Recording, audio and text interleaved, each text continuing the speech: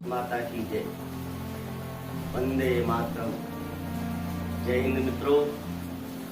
भारत का 75वां वर्ष आजादी का अमृत महोत्सव हम सब मना रहे हैं।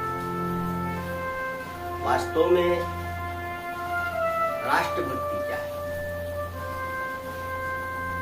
हम कोई माँ बाप की भक्ति करता है, कोई भगवान की भक्ति करता है, कोई राष्ट्रभक्त है।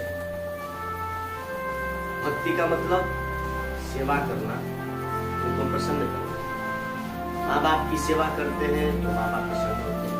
अच्छा, सेवा का भी अर्थ क्या है? समय से उनको खाना दीजिए, पानी दीजिए, कपड़ा दीजिए, दवा दीजिए, उनके शरीर की सुरक्षा, माँ बाप प्रसन्न। भगवान को भी भक्ति क्या है? तो समय से भोग लगाए, आरती करें, भगवान के मंदिर की देख रेख करें, भगवान को वस्त्र पहनाए, चंदन लगाए, ये तो भगवान की भक्ति। ऐसे ही राष्ट्रभक्ति क्या है?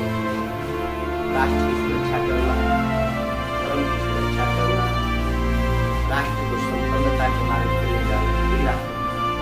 अब यह देखना है कि तीनों भक्ति में स्वरूप क्या है।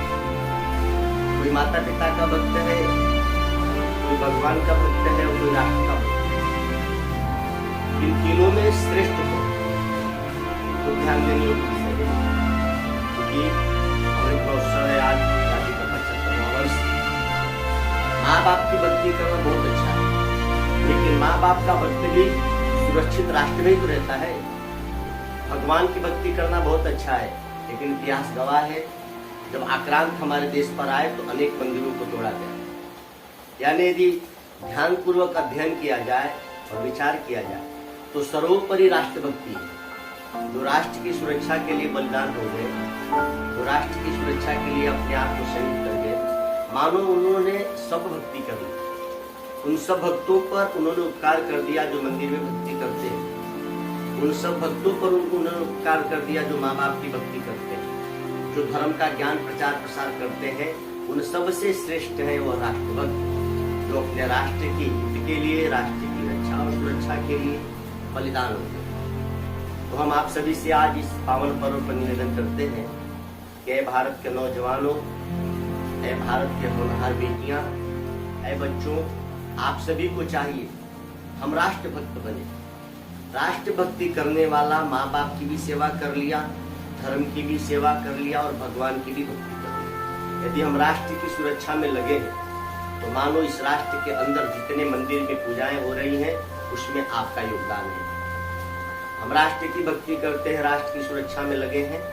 इस देश में जितने भी संप्रदाय चल रहे हैं सब में आपका योगदान है। इसलिए उन अमर शहीदों को वंदन है और उन देश के जवानों को जो इस समय वर्तमान में भारत के बॉर्डर पे रखे खड़े हैं और भारत की सुरक्षा कर रहे हैं। इस आजादी के पावन पर्व पर हम एक और बात कहना चाहेंगे कि जो भी ब्राह्मण वृंद है, जो ज्ञानी वृंद है, उनको चाहिए कि हम सब एक नई परंपरा शुरू करें।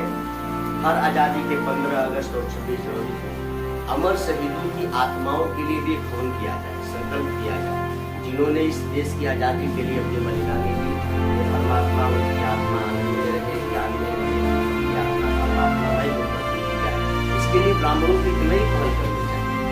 जैसे तिरंगा को नमन करके हम शहीदों को वंदन करते हैं, तो ब्राह्मणों को चाहिए कि वैदिक मंत्रों के द्वारा उन शहीदों का वंदन करें, उनके नाम का संकल्प करें, उनके नाम से यज्ञ करें, उनके नाम से यज्ञ करें। तो कितना अच्छा, यही सच्ची श्रद्धा के लिए जो हंसते खेलते अपने जीवन को हम सबके आजादी को भगवान सभी से प्रार्थना करते हैं। सब यदि राष्ट्रभक्ति है आप में तो आप सब भक्ति कर रहे हैं, आप ईश्वर भक्ति भी कर रहे हैं, माँ बाप की भक्ति कर रहे हैं, धर्म भक्ति भी कर रहे हैं। सब भक्ति उस राष्ट्रभक्ति में आती है। आप राष्ट्र की सुरक्षा में लगे हैं तो सारे तीर्थों का स्नान आपको पुण्य मिलता है। सारे तीर्थ इस भारत में ही तो है। आप राष्ट्रभक्ति में लगे हैं तो सारे देवस्थानों के दर्शन का पुण्य आपको मिल गया, सारे वेद पुराणों के पठन का पुण्य आपको मिल गया, सारे गुरुजनों की सेवा का पुण्य आपको मिलता है। इसीलिए पुनः एक बार प्रार्थना, हम सब राष्ट्रभक्ति को सर्वोपरि माने और हम सब तन मन धन से इस भारत की सुरक्षा करें, इस भारत के सनातन धर्म की रक्षा करें और पुनः भारत को अखंड भारत बनाए। जैसे पाकिस्तान से लेके बांग्लादेश से लेके अफगानिस्तान से लेके श्रीलंका तक जो अखंड भारत था पुनः इसको स्थापित करें। जय हिंद।